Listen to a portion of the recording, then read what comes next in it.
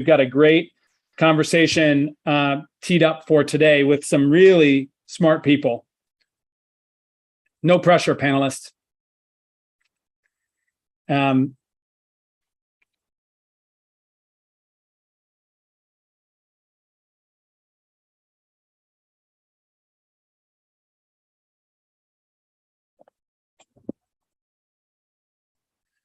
All right, well, listen, thanks so much for joining us today for this discussion on expanding the way we think about climate change, and specifically focused on the surprisingly important role of both soil and plants in our carbon cycle and our water cycle. My name is Wade Crowfoot, and I have the incredible honor of leading our Natural Resources Agency for the California state government. And that includes some of who I consider to be the smartest science and resource managers in the country, if not the world. And it's important that we continue to refresh our understanding of the work that we do and the challenges that exist by bringing big thinkers and leaders from outside of state government to join us in discussion to help build understanding of the challenges we face and the opportunities we have before us. This is an installment or an edition of what we're calling our Secretary Speaker Series, where we have this big conversation on emerging issues with leaders in their field. This conversation often involves legislators or local policymakers, legislative staff, agency folks, the people from local communities and governments, nonprofit organizations. And we're joined today by several hundred of you that are tuning in for this discussion. Now, one of my colleagues named Rose Ostrander has been educating me in recent months about the importance of really lifting up the role of nature in the work that we're doing to combat climate change, work to achieve carbon neutrality, and also ameliorate drought conditions that we're experiencing now, and we're most likely going to experience more intensely moving forward, given climate change and increasing temperatures. And I would say in state government historically, California is truly a leader on climate action, but a lot of our focus has been technological: electric vehicles, hydrogen fuel cells, renewable energy, building decarbonization. And that's really important, but we're working to really build the component of the role that nature can play combating climate change and its impacts. I like to talk about us helping nature help us. So today we're going to talk to some leaders in the field of biogeochemistry, which frankly I didn't know existed before a few months ago. But really, these are foremost experts in helping us understand the science behind the cycle of carbon that keeps our planet survivable, and of course the water cycle as well. So we're joined by 4 different experts and practitioners in their own right, and I'm going to introduce them as they're sharing information. Couple things about our discussion here today. As you're listening, you can ask a question or pose an observation by clicking on the Q&A button at the bottom of your screen. That'll be visible to me and the other panelists. And after we hear an initial set of thoughts from each of our 4 panelists, we're going to have a dialogue among us, and we're going to integrate your questions. Also, keep in tune with the chat function on Zoom. My colleague Gita Chandra is going to be providing some background information and links that you can click on and explore more as you're listening to our speakers here today. The goal of this discussion is really to educate ourselves on the role of lands and plants and soils in both climate change and drought, and to come away with more knowledge and maybe some potential ideas around the work that we should be doing moving forward. So thanks once again for joining. And without further ado, I want to introduce our first panelist, and this is Dr. Wendy Silver.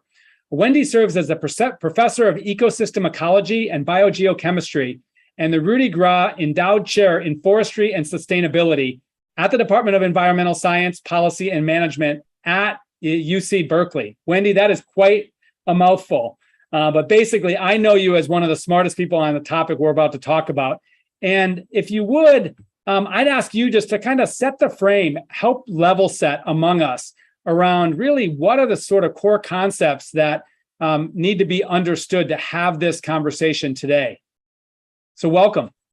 Great. Thank you very much, Secretary Crowfoot, and welcome everyone. And if I could have the first slide. we go. Great. Next slide, please. So to start, we all just need to recognize the fact that atmospheric carbon dioxide concentrations are rising and they're causing climate change. There's just no question about that anymore. This is a graph of carbon dioxide concentrations from the top of Mauna Loa volcano, which is one of the places we measure the atmosphere. And the bottom line is we just have to reduce emissions if we're going to solve climate change. There's no way around that. That has to be part of the solution. Next slide. But emissions reduction alone is no longer sufficient to solve the problem. And that's something a lot of people don't realize. But to illustrate that, what I've done here is I've taken the atmospheric carbon dioxide concentrations from Mauna Loa and I've just projected them out as a business as usual scenario to 2050. And that's the blue line at the top. And the dotted black line here is an emissions reduction only scenario.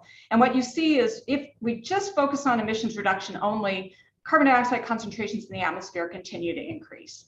What we really need to do is combine emissions reduction with carbon dioxide removal strategies so we can bend that curve and begin to solve this problem. And you don't have to take my word for it. The Intergovernmental Panel on Climate Change and many other scientists have recognized this, and it's our future.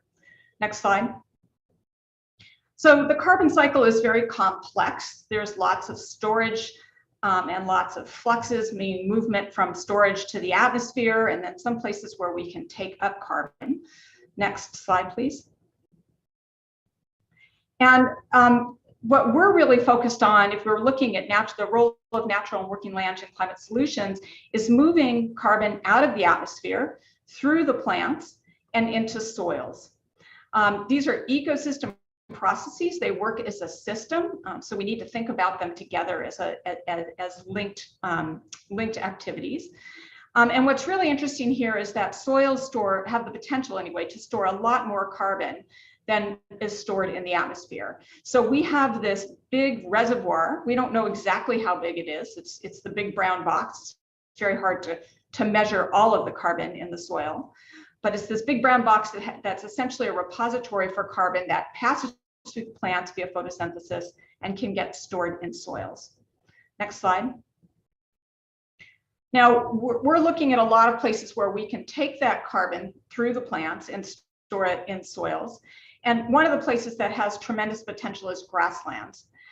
Grasslands are the majority land cover type in the world, about 30% of the global land cover, about 30% of the US land cover, and about 40% of the land cover in California. So it's our dominant cover type here in California. And most of the grasslands in the world, including those in California, are degraded with regard to carbon, meaning that they've lost some of the carbon stock that they once held, which means there's opportunity to replace that carbon. Next slide. There's many ways in which we can do that. I'm just listing three opportunities here. These are kind of like the low-hanging fruit of carbon sequestration or carbon storage in soils. One is to take high-emitting waste streams like food waste and livestock waste and agricultural waste, take it out of the waste stream, compost it, and land apply it as an organic fertilizer. And this has tremendous potential, and California is way out in front here, but we need to be way more aggressive if we're going to solve this problem. Biochar is another organic amendment, taking wood products and other waste and combusting it at a high temperature and creating charcoal, and that can be land applied and also help contribute to healthy soils and help sequester carbon. And then one that a lot of people may not have heard of is ground rock, which is a waste rock product. And farmers and ranchers have been adding this waste rock to their lands for a long time as again, an inorganic fertilizer. And as that rock breaks down, it reacts with the atmosphere and captures carbon dioxide. And that also can be stored in soils and in waterways for long periods of time. Next slide. Just to illustrate what this looks like, this is some data from across California where grassland has been amended with compost. Those are the red bars here on the left, and the blue bars are the controls. So they receive no compost amendments. There was a one-time compost amendment just to dusting in 2008. And what you see from the red bars is that there's much, much more plant biomass. The plants really love the compost. They grew much more than the controls for 3 straight years. And then we hit a drought, 2012 and 2013. We didn't see much of an effect. And in 2018, 10 years after we added that initial compost, we're still seeing an increase in plant growth. So compost acts as a slow release fertilizer. It increases plant growth. It also increases water holding capacity, which means that these ecosystems are resilient. We're resilient in the face of drought. And of course, we also see carbon storage, both the carbon stored from the compost that we added, but also additional carbon from those new plants. And we're now collecting data across the state that suggests that this is quite a robust approach. Next slide. So just to summarize the potential here, if we were able to use half of California's grasslands and sequester carbon at a low rate, half the rate of what we're actually measuring in the field, we would sequester 21 million metric tons of CO2 equivalent per year. If we were able to sequester carbon at the rate that our field experiments show us, 1 metric ton of carbon per hectare per year, we'd sequester 42 million metric tons of CO2 equivalent annually.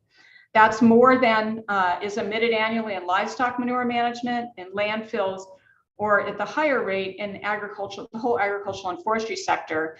And it would actually contribute significantly to Governor Newsom's goal of 100 million metric tons of CO2 removal in the next few years. So with that, I will stop and pass it on to the next speaker. Hey, thanks so much, Wendy. That was a really cogent overview with significant depth as well. Question I have for you before we move on. You mentioned that the Intergovernmental Panel on Climate Change, or the IPCC, has recently elevated the role of nature in sequestering carbon. Just want to understand how mainstream this is. You know, you're a leader in biogeochemistry. Is this something that other scientists are sort of recognizing and is well established? Where would you say this is in terms of really hitting mainstream scientific knowledge towards informing policy and practice?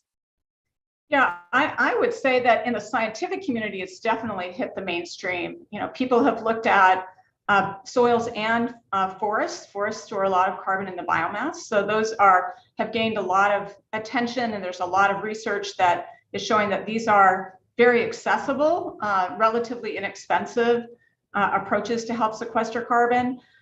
With regard to policy, again, California's way out in front.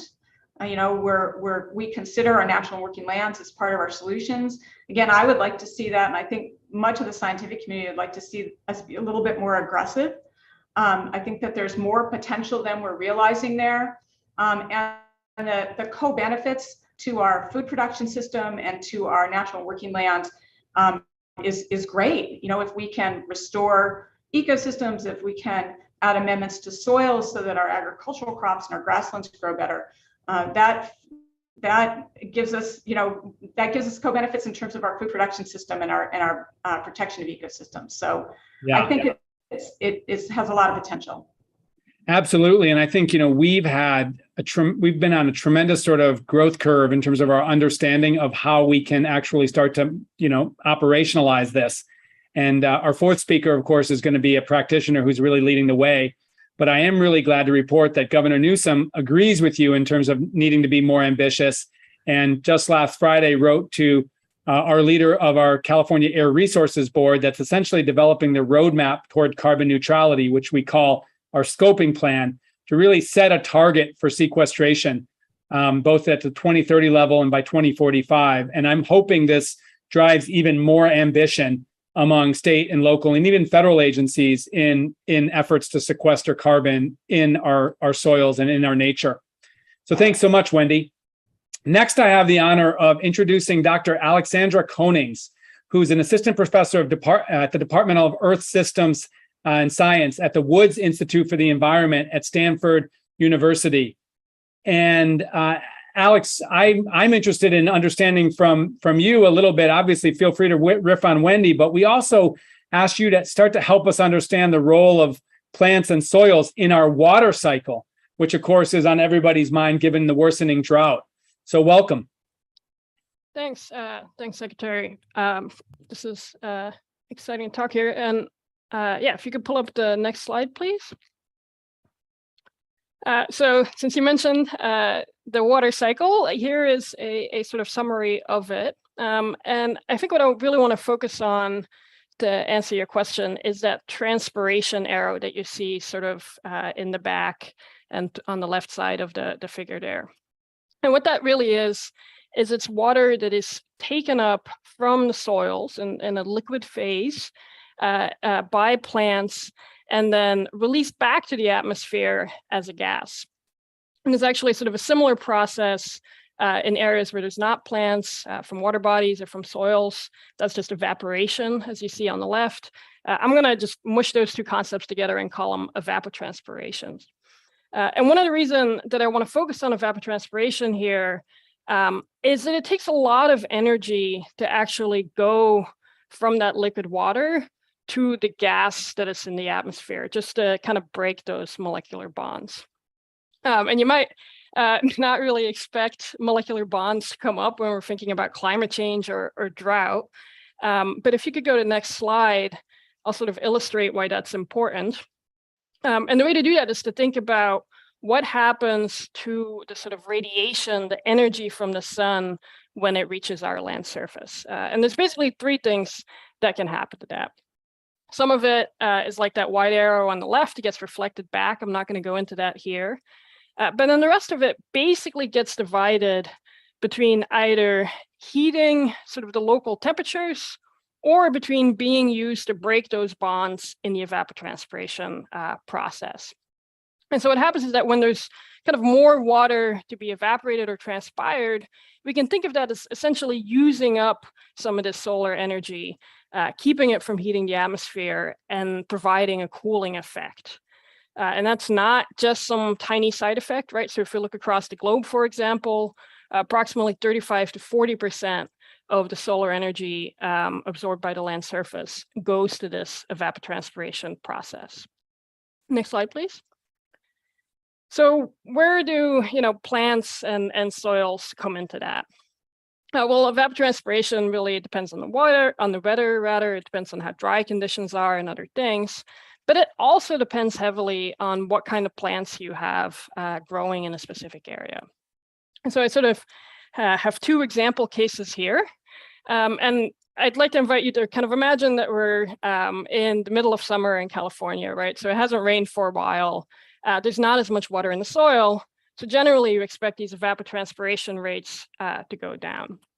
But how much they're going to go down is going to depend on the plants in the soil. So if you look at the top, for example, you're at a bare soil, no plants at all, soil dries out, less evapotranspiration, and you would expect then relatively warmer temperatures.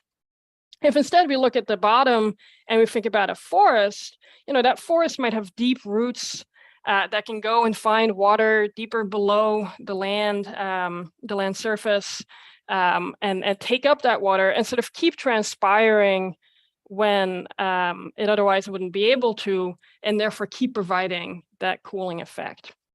So our plants end up changing the local temperatures through this process. And that's not just through the role of rooting depth, right? But there's other properties that play a role as well. And you might just think about your office. What happens if you don't water your plants in your office for a while, right? Depending on the plant and how it responds, it might dry up and sort of shrivel more or less quickly and stop transpiring. And it's not just plants, right? Soils that retain more water could also keep this evaporation process going for longer, for example. So I just wanted to kind of illustrate the process here. This is something that really affects our weather and other factors like this on a daily basis to some degree in terms of actually figuring out or affecting how hot and humid conditions are going to be. But it's especially important during heat waves and droughts. And if you could go to the next slide, please. We can think about heat waves, right? And the heat wave, that cooling effect is going to be especially important, but it's also large. Here's an example of a specific sort of, symptomatic heat wave that gives you a feel for what it would typically be. And in this case, the grasses in the orange actually were more than sort of 6 degrees Fahrenheit warmer than the equivalent forest because of this effect and related ones that I just mentioned. So this is, important. Now, that's just one example of the many ways in which plants and soils and our natural and working lands interact with the water cycle and the climate. And if you could go to the next slide, please. I wanted to just make one more point about the effect of drought and how that plays into all of this. I've been talking about evapotranspiration, but when we think about that from a water resource point of view, it's worth noting that basically every drop that goes back to the atmosphere through evapotranspiration is a drop of water that instead could have been going to recharging the groundwater or through runoff, as you see in the figure here, a runoff that would, refill streams and reservoirs. So how plants respond to water stress through this evapotranspiration process that I was just talking about, that has a big influence on how that actual atmospheric drought, that reduction in precipitation and those temperatures are going to actually go through and propagate to affecting our water supply. So I'm going to leave it at that because I think the next speaker is going to talk about that more. But thanks again. Well, thanks so much, Dr. Koenigs. So just to sort of the cliff notes of sort of key findings to take from it is one, it seems like ground cover in plants obviously important for reducing excessive heat during heat waves, right? So that really is kind of emphasizing just how we can combat the urban heat island effect of not a lot of ground cover, a lot of concrete, et cetera. So that seems like it's key. And then on water, so in some senses, I'm thinking evapotranspiration might be a good thing in that it's releasing, water vapor into the atmosphere that may create more rain. But your point you also make is that, well, if it's, if the water is being released into the air, that's not water that's recharging a groundwater basin or flowing into a stream. So how do we think evapotranspiration, good for a drought, bad for drought? I mean, it's a reality anyways, but how would you characterize that? Yeah, that's a great question. I always try and shy away from calling things good or bad, because for better or for worse, it's there and it's unavoidable, and maybe it has some good effects and some bad effects, like you mentioned. There's parts of the U.S. and parts of the world where exactly what you were hinting at happens, that actually that evapotranspiration adds more water to the atmosphere, and then that can actually make the difference between rain or no rain, and that drought sort of continuing and propagating or not. Unfortunately, California is basically too dry and too close to the ocean for that to happen in California. So there's these other factors that come into play, but that cooling is still helpful. And I also want to very briefly mention maybe not just the water supply, but the role of evapotranspiration and water uptake by plants in changing fire hazards and the moisture of our fuels as well. Yeah. And I would just mention that one of our questioners raised the issue of native plants versus non-natives. And it seems like, as I've been educated, not all plants are created equal, right? You've got some that are more drought resilient, but also, sort of less thirsty. And can you just talk a little bit about that? Sure. Yeah. I mean, I think, if you're more drought resilient on the one hand, as a plant, that's very useful along the lines that Wendy was talking about, right? You're much less likely to die as a plant, and so you can keep storing that carbon that you might have taken up from the atmosphere. So in that respect, I would generally say that drought resilience is a good thing. But as you mentioned, not all plants are created equal. Drought resilience is not sort of a nice simple thing where things are either drought resilient or not, right? Maybe they're drought resilient for really intense short droughts, but the sort of hotter droughts that we're seeing now with climate change, maybe not as much. And this is just one of many aspects of native versus non-native plants. So yeah. And somebody has raised with me the impacts of what's called star thistle, which is an invasive plant that's really thirsty, and their contention is it's actually reducing the water that can percolate into the ground. So just interesting dimension. So, yeah. Yeah, absolutely. And I think this is, an important thing to keep in mind as we think about our management of the lands. If you do that even with non-invasive plants, right? Restoring plants is not just about carbon, but it's also about making sure that exactly what you mentioned doesn't happen and we don't store more carbon at the expense of our water supply. Absolutely. Well, listen, thanks so much. Let's move on to Dr. Michael Anderson, who is our state climatologist. And many of you may not know that we actually have a state climatologist. And Michael is a scientist who is actually bridging the scientific understanding that were just presented by the two professors with those of us who have to make decisions around water management. So, Michael, if you would help us kind of draw lines of connection between the scientific expertise and understanding that we just heard about and how it could potentially or is informing what we're doing at the state. Welcome. All right. Thank you. Good afternoon, everybody. All right. So let's go to the next slide. And we're going to start with some observations, just looking at droughts from the 20th century versus the 21st century. And note that we're starting to see a couple differences and a lot of different shapes on the graphic there. I'll kind of walk our way through them. So the diamonds on the graphic show 30 years at the beginning of the 20th century with the larger diamond, little lighter color there, just warmer than 56 degrees and just below 25 inches of annual precipitation. This would be our climate normal at the dawn of the 20th century for an average annual temperature for the state of California and the average annual precipitation. Each of the diamonds are the 30 years that contributes to that average. Now, if we move to 1961 to 1990, those are represented by the circles. And one of the things we note is that the circles that make up that average are a little further away from the average value. So we're seeing more variability in the years that outcome. And we see that there are values that are wetter. That was 1983. And we see values near as dry there in 77.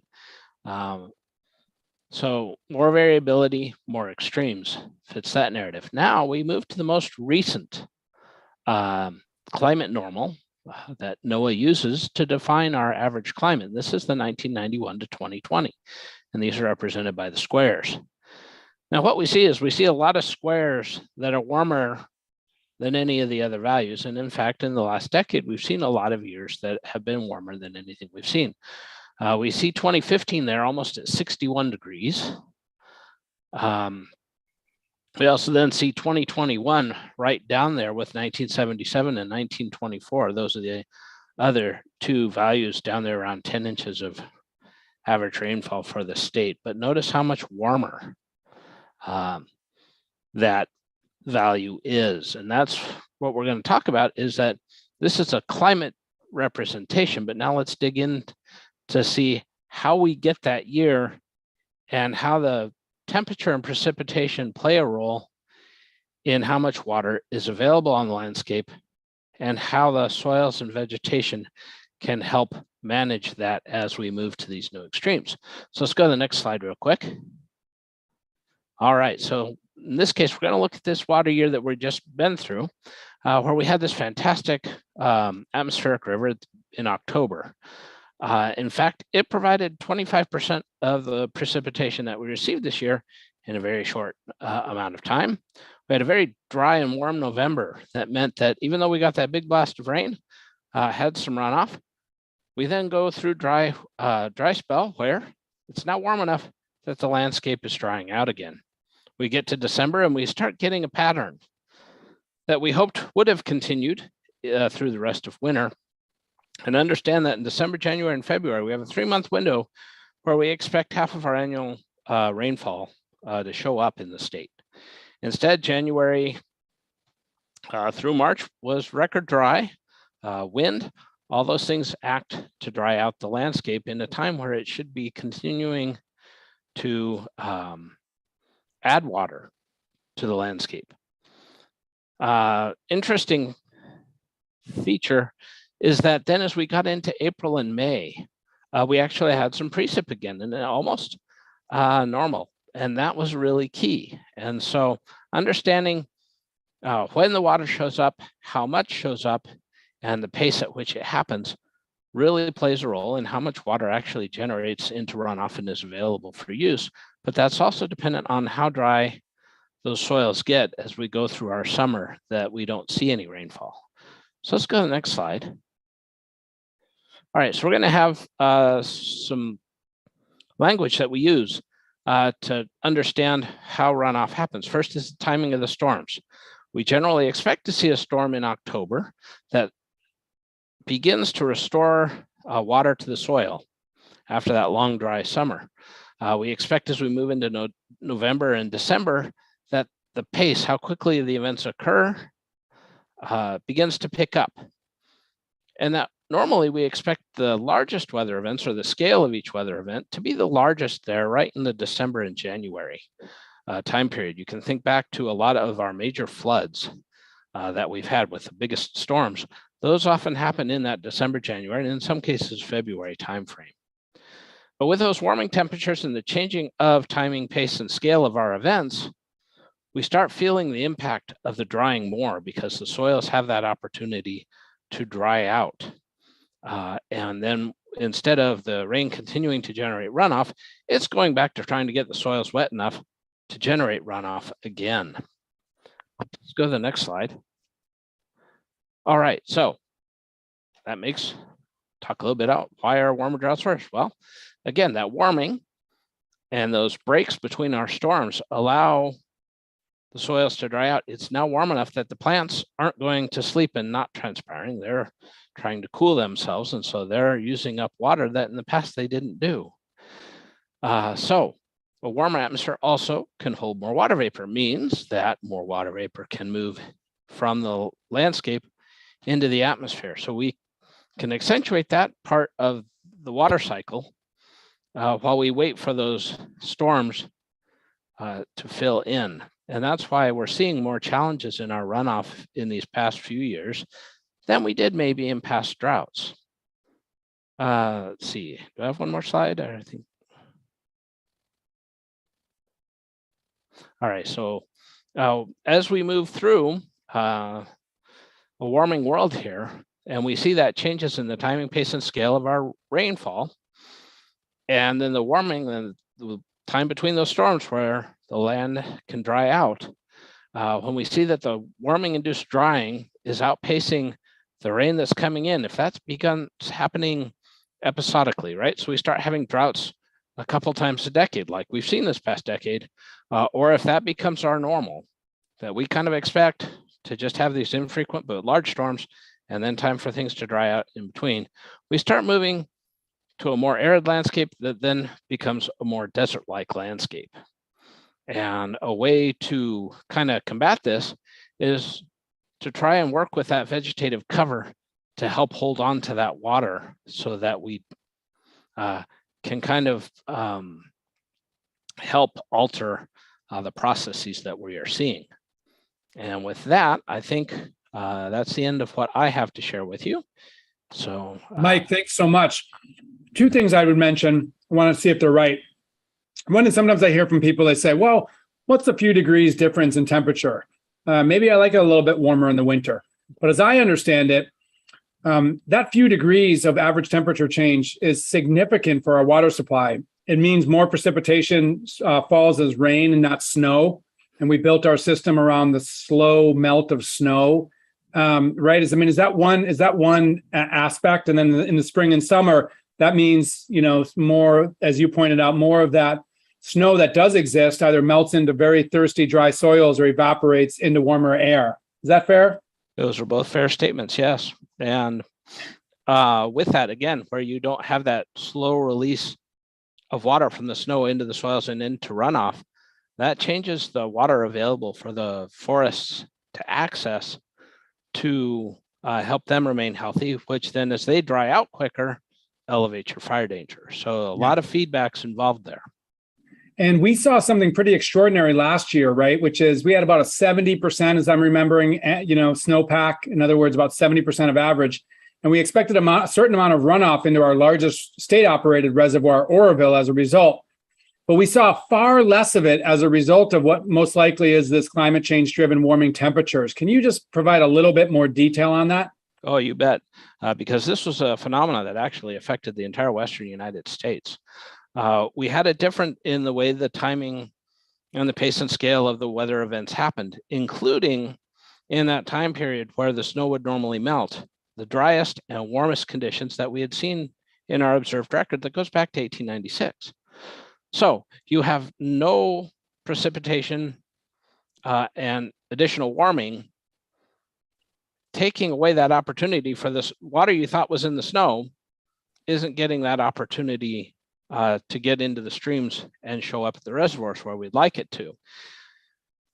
We also had to combat that. If you think back to the fall of the previous year, we were dealing with some extreme fires that unfortunately persisted because the rainfall didn't start in October. It was almost Thanksgiving before we actually started our water year. When that happens, there isn't any restoring of that water from that summer dryness before the snow sets down on the landscape, which means once the snow falls, you've already baked in a loss because the underlying soil is so dry. And last year was, again, in those extreme conditions, both in the fall and then in the spring, really changed the patterns that we normally use to try and anticipate how much water is going to show up. Yeah. And I'm glad to report, thanks to you and to Director Namath at Department of Water Resources, we're moving away from simply relying on that 100-year hydrologic record to understand what the range of inflows that we could anticipate. And we're building more climate modeling into this to understand what's the impact of the climate phenomenon that we're experiencing on the water supplies that we can expect. So thanks so much, Mike. Thank you. I want to move on to our last speaker before we have a group discussion, and that's somebody who's putting a lot of these concepts into practice. You know, to take the conversation full circle, we started with Dr. Silver, who really talked about the tremendous potential of soils to store carbon, and I would say to also retain water. And it's John Wick, who we're going to talk with next, who's the co-owner of the Nicasio Native Grass Ranch and a co-founder of a really exciting effort called the Marin Carbon Project. And John, you're coming from a beautiful part of the state, and you're here to sort of testify on some of the benefits of what we can, how we can actually utilize soil, utilize nature to address some of the phenomenon that we're discussing here today. Welcome. Share with us your experience. So, hello everyone, and thank you. My screen just went blank. We can see you and we can hear you. All right. So behind me is the ridge line that is our property line, and behind that ridge line is actually the Golden Gate National Recreation Area. The valley beyond this is old growth redwood, and then if you could go to my first slide, please. There we go. So this is looking north from our ranch, and behind is old growth redwood, a fir forest, and then going north, it becomes rolling grassland up to Sonoma and beyond. This ranch in particular was a dairy for the last 100 years. You can go back to the original image, please. That one there. So in 1957, Marin County decided we needed more water than milk, and they put that reservoir in. And the little peninsula on the bottom left of the image is where the old barn and loafing parlor and house was for this dairy. And so this land shifted from dairy production into beef production for the 60s and 70s, and it was heavily overgrazed. And we saw indications of that by terracing on all the steep south slopes. The system was covered with oats and weeds, and there was a tremendous amount of erosion. And in 1999, roughly, we decided to give the land a rest. Could you go to the next image, please? And the impact of resting the land and not having grazing on it was we then saw a shift entirely towards brush encroachment and invasive weed species and grass. And without grazing, everything became a fire danger and a dry, just a dry system. It wasn't functioning very well at all. So we started to explore the idea of bringing back in grazing as a management tool, and became very excited with what results we saw, shifting our vegetation species composition to the deeper rooted native perennials by selectively timing when we brought in how large a group of cattle to target what grass species to try and remove the annuals just before they went into seed production as an experiment to see what happened. And what happened was we started to establish whole native plant ecosystems, and it was very exciting. And we thought, and this is at this point, we're working with Dr. Jeffrey Creek, an ecosystem ecologist. And what we thought we were experiencing was also possibly soil carbon sequestration from the deeper rooted native perennial plants. And what we were looking for was a way to see that or measure it, and what indication there was that in fact we were sequestering carbon, which is when we reached out to Dr. Wendy Silver and began the Marin Carbon Project. And the net result of that is we discovered that we could in fact sequester carbon directly by applying compost. And if you go to the next scene, please, or slide. This is that same field. This was 2 years ago, and now I've become a brush manager, and I've, with equipment, been removing brush at scale. I'm very worried about fire. And then we put thousands of yards of compost out on large land areas at that time. Next slide, please. And this was yesterday. And so what we're doing now is trying to keep grass covering the soil at all times. It does dry out. It is still a lot of annual grasses, but a lot of native annuals. And we're still introducing cattle into this system. If you go to the next slide, please. Here's a application of compost on rough terrain, what that looked like. We're using off-the-shelf equipment. This is a standard manure spreader, which is readily available locally. The image is a little distorted. I apologize for that. But the idea here is we are able to just make a phone call and have massive amounts of compost brought over and applied to our landscape after I've removed all the brush. Next slide, please. And this was the following spring after that application in October of 2020. And so now all of a sudden we're starting to see native plants appearing without planting a seed. And next slide, please. What the net result of this is, the beef that are here grazing are very fit.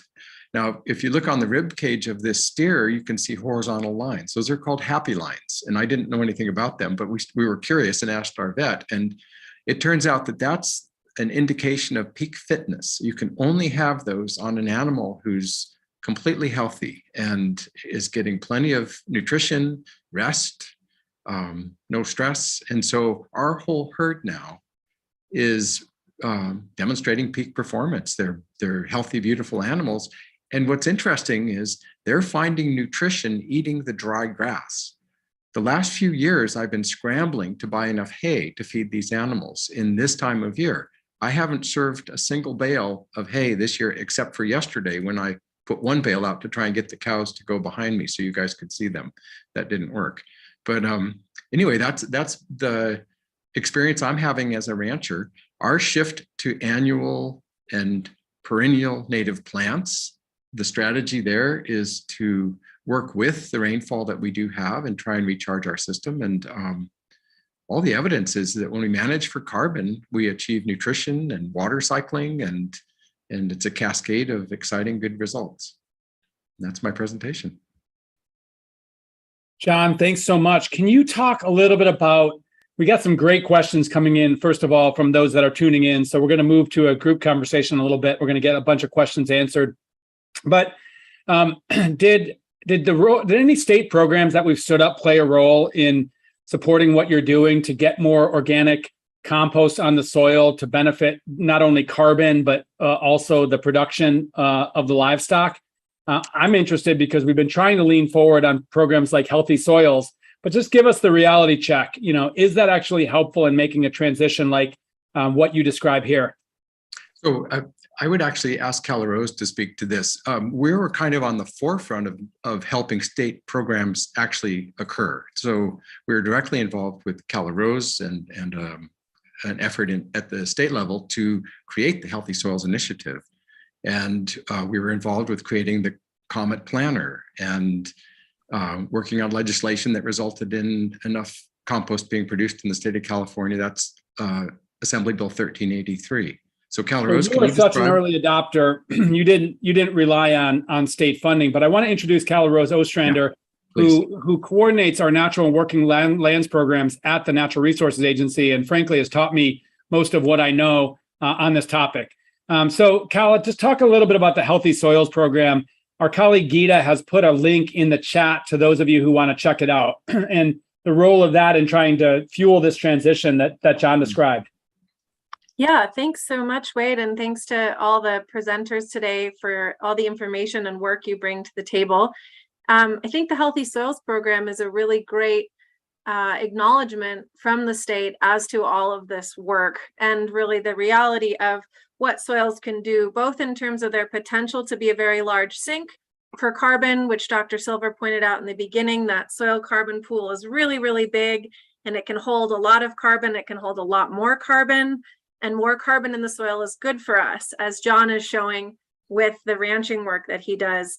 And in as much as the grazing, land management, compost application, and all these different practices in the Healthy Soil program support healthy plant function, that really has a role to play in our local temperatures, both the temperatures of the ground and, the evapotranspiration and water holding capacity of those soils. One thing that John didn't talk about is sort of seeing an extension in the green up of his season where he's applied compost. So grass is staying greener for longer in those areas where the soils are healthier. That's really what we hope when farmers and ranchers apply to the Healthy Soils program, that's really expanding the uptake of this kind of practice, understanding that our lands have huge restorative capacity, both to help draw down carbon, as Wendy pointed out, but also to expand and increase resilience in the face of a warming climate. Yeah, thanks so much, Cal. And James, let's bring in our panelists back so we can have a group conversation.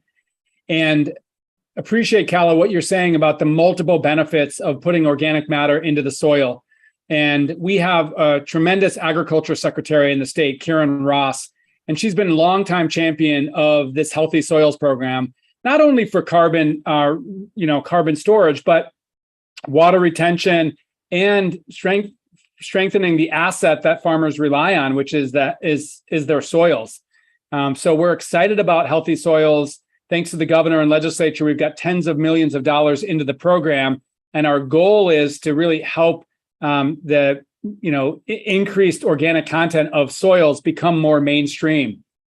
Cal, I think a lot about this requirement that communities have across California to divert organic waste from their waste streams, recognizing that there's productive use for organic wastes that is not leaching methane in the landfill. So, as I have a magic wand or think about, what my view of what the world could be, it's like using more of that organic waste, turning it into, healthy compost that then gets, stored onto the land to store more carbon. Is that sort of the big vision? That's the big vision, Wade. Yeah, thanks for articulating it so well. I mean, really, between all of our food waste in cities and all this woody biomass coming out of our forests, the agricultural wastes we see, manures, and also woody biomass, that's all potential carbon that we can put back in the soil. And it's nutrients, and that carbon and those nutrients help increase plant health and plant resilience, which have these evapotranspiration functions and water functions that both Michael and Alex pointed out. So the idea is if we can collect this organic material when we're done with it and give it back to the soil, to the plants in a form that's good for them, healthy, quality soil amendments, we're really going to start helping to rebalance that global carbon cycle and, in turn, the water cycle that's connected to it. Wow, that is a remarkably big vision and one we want to achieve. So I want to start to get to some of the questions that are being raised. And one real basic one is this presentation being recorded and can I share it? And the answer is yes. We are recording this today, and it will be available on our Natural Resources Agency website. So it's just resources.ca.gov under our Secretary Speaker series, and it will be recorded. Also, a question coming in around whether the chat can be somehow captured or recorded. And Gita, I'm going to leave that to you because somebody wants to capture a lot of the links that are in. And once again, if you want to ask a question or share an observation, you can do so in the Q&A button.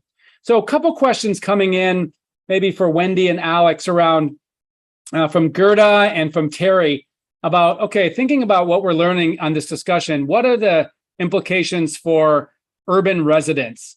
So Gerda asks, how can our urban area support this work? What are we thinking about for public parks and individual yards? Seems like a small thing, but Gerda sees people putting down plastic turf in lieu of lawn to respond to the drought, and it seems like a dead space that will be very hot.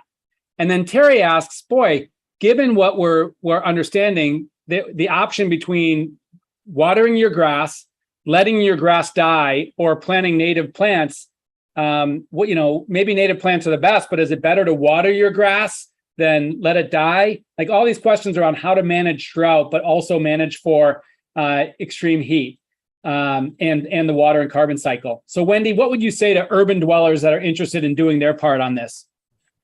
Well, so the first thing I would say to urban dwellers is you get a compost bin, right? So now it's law in the state. We're all supposed to be composting our food waste and our green waste, and we need that carbon and nutrients to help us slow climate change. So some people think it smells and it might be a little inconvenient, but once you get going, it's pretty easy. It feels really good to be doing it. And honestly, our ecosystems, we really need to be returning those nutrients and that carbon to our ecosystem. So that's one thing. And that'll really help us hold more water in the soil. And so it makes plants more resilient to climate change. So the urban dwellers, we really, really need you to be composting. That's super important. That's first thing. And then in terms of what to do with your front lawns, I mean, we replaced ours and put in succulents. So things that were low water use, didn't require a lot of watering, but still, and grew all year long, grow nicely all year long. And so that helps minimize the amount of drinkable water that's going into irrigation, and keeps more of that water in the plants and in the soils that we do need to add to keep our plants alive. Because the succulents are really good at holding on to that water. So I would encourage people to look at the information that's available, and there's quite a bit available on the state websites, to think about replacing lawns with succulents and more drought-friendly plants. Alex may have more information on that, of what the larger impact of that might be. And then the other thing I would say is that if you do use, if you're like me and you grow vegetables in your yard, things like that, that's another great use for compost, right? Another great way in which you can help grow plants, decrease the stress on our food system, and it's a lot of fun. Yeah, I'll mention my family moved from Oakland to Sacramento recently, last few years, and we had compost in the Bay Area just as a practice, and Sacramento didn't have it and just got it. So it's been fun to talk to my neighbors about they can make the transition. Feels like a leap, but it's important. Alex, anything that you'd add around how to apply what we know and learn about these topics into the urban context? I think that was a great answer. I'm not sure I have that much to add. I mean, I guess maybe I'll just second this suggestion to also look at the sort of resources that are available online from the state when you're trying to make decisions about what to plant in your lawn, what kind of succulents, et cetera. I definitely second the drought-tolerant plant suggestion. And that really goes to illustrate that, we're mentioning all of these processes, and I've seen in the chat, there's a few others that we didn't have time to talk about that people are bringing up as well, which is great. But the sort of relative sizes of all these effects and how much a lawn can provide cooling versus sequestration versus a reduction in our sort of shortage of drinkable water, that all is going to depend from location to location, right? So in general, if you're an urban dweller, I would absolutely agree to move towards drought tolerant lawns. But for the details, absolutely go and look at your local government resources as well. Thanks so much. And I'm just putting in the text a great native plant finder from one of my favorite nonprofits, the California Native Plant Society, where you can put in your address and zip code, and they'll tell you what native plants are appropriate for your yard. So that's great. John, I think you want to get in on this. Yeah, I do. So I am a grass farmer, effectively. We have hundreds of acres of grassland, and what I've learned is to transition gently. So rather than rip out a whole system, I would suggest first looking at what the existing system is. So if you have an urban system that's a lawn, it's essentially a turf, or it's a form of grassland. And that system's might be doing something. If you could stop using nitrogen fertilizer, perhaps, and use compost on it, you might be excited about shifting its emission profile, and then gently introduce some perennial species into it. And there's work being done on this right now. In America, we have over 8 million acres of golf courses. So those are some big land areas. There was work done by Keith Poston and his team at Colorado State University regarding the Comet Planner. They developed a module for turf and lawn and discovered that, in fact, aside from the emissions from nitrogen fertilizer, the fact that nobody tills those systems and they have long-lived intact root systems, they have a potential to sequester a phenomenal amount of carbon. So there's work being done on golf course grass species that could be brought into the urban sector to start planting deeper rooted native perennials into your existing lawn and turn those into a sequestration system. Yeah, great. And Georgia brought up in the question and answer the importance of pollinator plants, obviously serving multiple functions. So native pollinators, how important those are. I want to shift gears. Marty asked a question on a different scale, which is, can we introduce these concepts at the watershed level? Forests and high elevation meadows to lower temperatures, increase water holding capacity, and provide wildfire resilience through increased overall moisture level. Kyla, you talk a lot about this at the watershed level. Interested in what you think the potential is and its implications for trying to implement these concepts at the watershed level. Yeah, I think that's really the question of the moment. And it will require our scientific community and our practitioners to really come up with the answers, because they will vary depending on the watershed and the ecosystem, if it's high elevation, if it's low elevation. But I think in general, the answer is yes. Yes, this is where we're moving towards. And the state's natural and working lands climate smart strategy is the first step in that direction, where we start to take a look at all of the different activities that are proven to enhance climate smart function or carbon function, water function, and biodiversity on landscapes in the state. So I think as we begin to move towards a reality where we're understanding how the planet works and how we work with the planet, those conversations around watershed restoration for increased stream flow, or working with farmers in certain areas to really increase soil organic matter to support groundwater restoration. These are the conversations that I think we're going to be having more and more as we go forward. And again, I think the Natural and Working Lands Climate Strategy is a great first step, and we're going to be really relying on our regional partners, municipal governments, private landowners, folks who live and work and tend to the land, our tribal partners, to see what that looks like. Thanks. Anybody else want to get in on this question around the potential of introducing this at the watershed level? Yeah, I do. So there's a recent article in the LA Times about beavers, and I'm a big fan of beavers. I find them fascinating. They're hydrologic engineers, and I would encourage people to look up that recent article to get a sense of the potential of these volunteer workers creating hydrologic function and creating wetlands where they used to be. And the other thing I just wanted, in my own personal experience on this ranch, I came into managing this with my ideas, and we were thinking about planting apple trees and doing things that were attractive to us, with no thought or understanding about what the system's own trajectory was. And by working with Wendy and Jeff Creek and others, I've gained an insight to just back away a little bit and actually consider, what is the system that we're stepping into? California has undergone a tremendous amount of change through our busyness, if you will.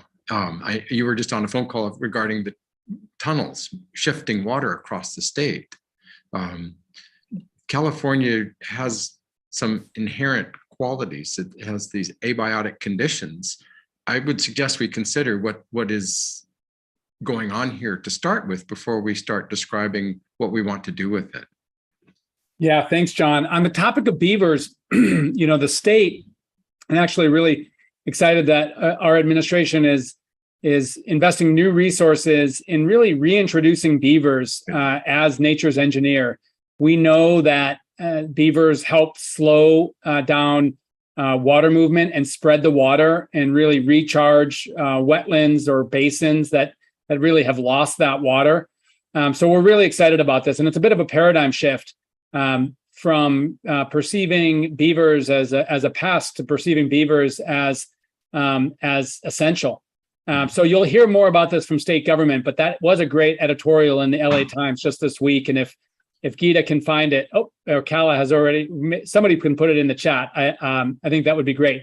Also, we're funding upland meadow restoration or mountain meadow restoration. As Marty indicated, the more that we can help restore the ecosystem function of those upland meadows, which really is the headwaters of our water infrastructure, the more we can do to build the reliability of our water supply. Want to get to some of these other questions. Somebody mentioned that they're concerned that it doesn't seem like state government has resources to help residents conserve water or retrofit their homes for energy efficiency and alternative energy. And I'll say, the approach that we've taken at the state is to really drive resources to local water agencies and local energy agencies to provide those incentives and that education, recognizing that the challenges and opportunities really differ across the state, whether you're living in the Mojave Desert or up in the redwood belt of the North Coast. So if you haven't yet, please do check your water agencies and your energy agencies for incentives and tools to use to make these conversions. Across the state right now, obviously we're under a drought emergency, and every water agency is required to essentially trigger their drought water shortage contingency plans. So there should be resources for all residents from your local water agency. Question on, let's see, Christy asks a fairly sophisticated question as I read it, which is, talk about sequestration and the storage in the depths of the soil. So as I understand it, the UC Davis Century Farm, from her question, came out with this phenomenal long-range carbon sequestration study defining the levels of sequestration that stays in the ground versus carbon being re-released within the couple feet. So maybe, Wendy, you were the first person to introduce the concept of storing carbon in the ground. So if we're storing carbon in the ground, how the heck do we keep it in the ground through these natural processes? Right. I mean, so the main thing to remember about carbon sequestration is, while it's great to have every molecule that goes into the ground stay in the ground for a long time, what we really need is more coming in than going out, right? That's what net sequestration is. But if you can get it in the soil in a form or in a place where it's going to stick around for a long time period, that's better for the atmosphere than carbon that cycles quickly. And there's some really cool data. There's some coming out of Davis. There's some coming out of Berkeley. There's other research that's been done up at Lawrence Berkeley National Lab, which is showing that some practices, and interestingly, some agricultural practices that involve certain kinds of tillage, like low till, kind of gentle farming is the way I like to think about it, can help carbon move down through the soil profile and stay there for a long time. And then the other way we can do that is by using deep-rooted plants. And we have to be careful, because some deep-rooted plants are going to suck water out of the soil and put it into the atmosphere via transpiration, like Alex talked about. So it's a real trade-off. You have to use the right plants in the right areas. But in some areas where we can support that kind of a water cycle, getting plants that are deep-rooted can help inject carbon deep into soils. And again, the deeper it is, the higher probability it's going to stick around. So that was a really good point to add. Yeah, thank you, Wendy. Abe asks, hey, how can we get these slides, not only from the presentation, but Geeta, just a note that let's try to put a link to the slides if our presenters are willing to have them shared publicly, which I think they are, just in the same place that we have the recording of the video, so they can access the slides. And as long as you attribute the makers of the slides, I'm sure that our folks would be comfortable with that. Quick question on evapotranspiration for chaparral. A lot of our Southern Californian parts of the state are in this, what we know is sort of, shrublands versus grasslands. How does evapotranspiration compare for chaparral versus forest or grasslands? Yeah, I can take that, and Mike might have some numbers on top of his mind too. I think it's a little bit of a surprisingly complex question, in part because chaparral will tend to grow in different places than forest in the state. And so if that's a difference in the evapotranspiration rates between those two, it's partially because of the difference in land cover, but maybe also partially because the temperatures or the radiation from the sun are different there. So I want to add that note of caveat. But beyond that, I think it can absolutely be the case that forests in the Sierras will have, 2 to 3 times as much evapotranspiration as some of our chaparral. We're getting to the nearing the conclusion of our discussion, and it's fascinating. And there's a ton of questions streaming in, so we could take hours to discuss this. But I'm going to ask a question, then I want to do a final round. And the question relates to the final question I'll ask each of you. And Kathy asks, she's on the board of a local park district, which encompasses a disadvantaged or environmental justice community. And she writes, our parks have acres of grasslands that frankly need replaced or replanted in natives, but not a lot of extra funding for either compost or native plants. How can the state or others assist park districts financially in making the switch to carbon sequestration? So I think that's a really good question. I'm gonna stick that tough question with Kala, and then I want each of you to identify sort of one thing that you would have the state government or local or federal government do, given all that we've talked about today, because this is really about putting scientific understanding into practice. And so I'm interested in what you would have us do who have joined and are leading this from state government. So Kala, first, in answer to Kathy, what would you say about a local park district that wants to do the right thing, but may not have the resources? Yeah, so first of all, park districts are key partners in this, whether urban or rural. So thanks for joining us today. The state has a new program called the Community Composting for Green Spaces program, and it's from CalRecycle. And they're increasing the funding for that program in the next round. And a lot of what happened in that program is community composters came in and actually built community compost sites in their local parks. There's great examples down in the Inland Empire in Los Angeles, where folks in the community who are trained in how to professionally and accurately produce good compost come in and they set up a compost site at that park. Now that compost site doesn't come in by itself. The grant program also comes with money for trees, plants, and other things that you are going to need for that green space creation. One of the things that we're also really looking at is getting more money for nurseries. Our tribal partners, our parks partners, and our farmers can really play a big role in creating an increase in the supply of native plants. Now we're going to need a lot more native plants and more trees to really help meet these both urban and rural or natural working lands climate goals. So, I went to Griffith Park in Los Angeles and saw a great plant nursery that's co-located with a community compost site. And that park uses the compost that's generated for the plant babies, and then they plant the plants and use the compost on site. So I think that's a really great example of the types of intersectional programming that we are trying to move forward and support more of. The more we hear from you about what your needs are, and the more you can reach out to those community composters and folks who can really do that on-ground work, foresters in your community, that's a really great place to start. Thanks so much. And I noticed that Geeta put the link to that program at CalRecycle in the chat. Wendy, last round, let's start with you. Either you can answer my question around what we should be doing in government, or share any final thoughts you have. Well, I think what I would like to see, California is such a leader. It's great to be a resident of California. It's great to be a scientist at a California institution, because I really feel like that we're way out in front. And I'd really like to see state government embrace natural and working lands as part of a climate solution. I'd like to see them embrace agricultural lands as part of our climate solution. And I feel they have. I just think that there's more that we can do. And then I'd like to see them move that out to other states. I get contacted, a lot of my colleagues who do research on this get contacted by representatives in government from other states who are super interested in doing this and need some guidance on how to get started. And I think our state representatives can help other states do that. And I also think that we can get it into federal programs. And federal programs will increase assistance to those urban dwellers who want to participate, to our natural working land managers who want to participate, also into our state governments who want to participate. So I think that there's a lot that we can do by talking about what we're doing and moving it out to the next step. Here, here, totally agree. Over to you, Dr. Koenigs / Alex.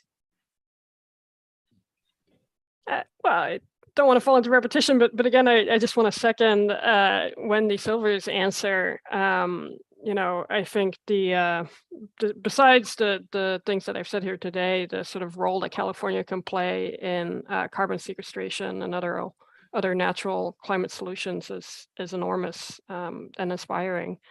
So that would be my primary answer, and maybe I'll cheat and add a second one, and just also kind of repeat the sort of importance of continuing to treat all these problems as multifaceted and issues that have different solutions across the state, depending on where you are and the context and the relative importance of different factors.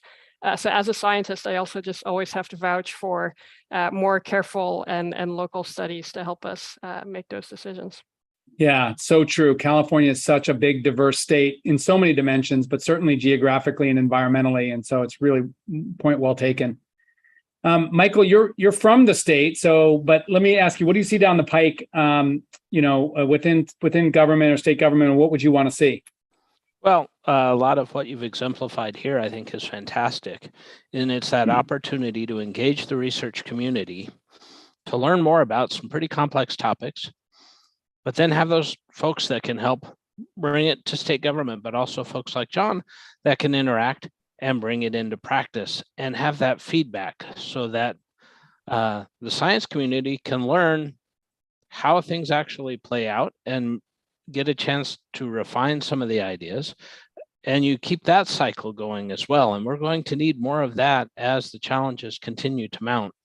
And we see new things that, we will be saying more frequently. Yeah, I haven't seen that before. Totally agree. And I'm really proud to be a Californian as well. As Wendy said, we are the only state, I think, in America that has our own scientific climate assessment. And we're now on the fifth stage or range or edition of that. And so our fifth scientific climate assessment is going to be investing over $20 million in getting research done by smart people like we're hearing from today to understand both the impacts of climate change and downscaling planetary science to understand how climate is impacting our world, but then also solutions like nature-based solutions we're talking about today. John, what are your thoughts? So I would ask, in preparation for my thought, to have Wendy describe the phenomenon we saw about how a single application of compost continues to produce results. Can you revisit that? And then I'll have my comment. In a quick speed round, because you had a great slide on it too. Right. So what we're seeing is from a single application of compost, we're seeing many years of effect, which was not expected, although our computer models predicted it, but we're not quite sure. We're never quite sure if they understand what we think we understand. So the reality is that, yeah, there's a potential for long-term benefit. We're hoping to follow this further and understand it better, but it means that you don't have to apply compost to every acre of land every single year. So we have enough waste to go around. Yeah. Thank you. So for me, my comment is that the quality of compost is something I'm concerned about, and CalRecycle is the agency that I look to help us understand what quality compost is. And then plastic pollution is my biggest concern. The original research plots that Wendy held on my land, we brought in urban waste stream compost, and the acceptable level of contamination was scary. And so the actionable item for everyone in the state of California and the world beyond is start thinking of your compost as feed for your food. And the quality of compost is important, and what you put into that green can is important, but please put things in the green can. That's my takeaway. Thank you. Excellent. Unique and interesting and important takeaway. Callis, shifting it up for you for the last word. What is a cause for optimism? These can be discouraging times if you follow climate science and some of the challenges we face.